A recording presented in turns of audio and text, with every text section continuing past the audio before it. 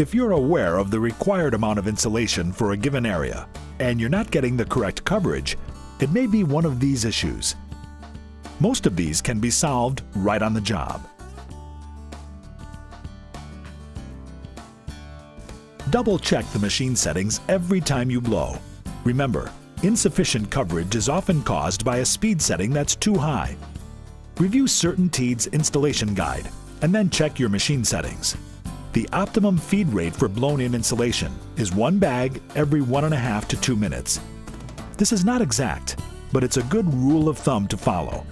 There's always a temptation to set the machine faster so you finish up the job quicker, but that can lead to poor results. You are responsible for making sure the numbers on the estimate correspond with the amount of insulation required to achieve the desired R value. Double-check that the estimate is accurate. Make sure you have the right number of bags to blow the correct R value according to the chart. Don't forget the material in the hopper. Count all the bags you use so you can be accurate about how much material actually goes into the attic. Don't underestimate the importance of your hose in getting the right R value coverage.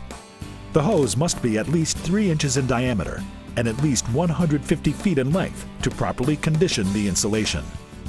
It must also be corrugated with internal ridges or material may not blow properly. Be sure all the hose joints are properly sealed with hose connectors or sleeves.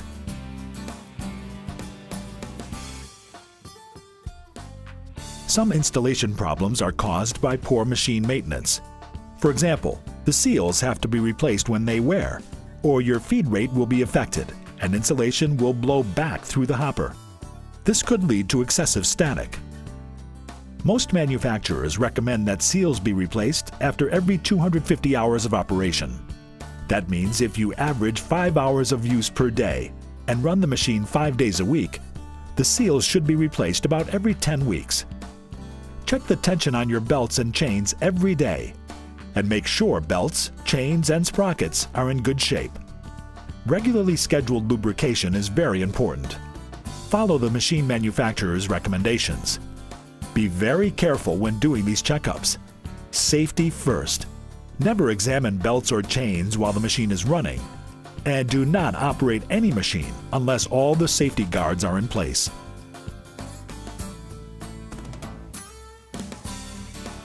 Blow insulation in the open spaces, not against obstacles. Hold the hose up, parallel to the floor. Don't point it down. Whenever possible, get in a position so you can blow a long 10 to 14 foot arc, which will keep the insulation uncompressed and fluffy. Avoid excessive cupping, which compresses insulation.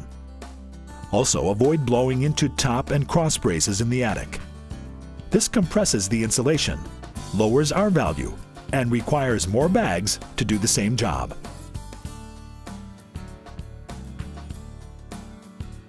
Improper storage can lead to problems like clumping or uneven coverage.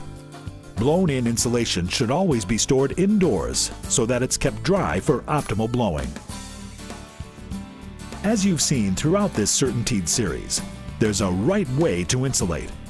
With a little planning, the right materials, and attention to detail, the job you do today can ensure a lifetime of complete comfort. For helpful tips and more information on CertainTeed insulation products, visit CertainTeed.com/insulation.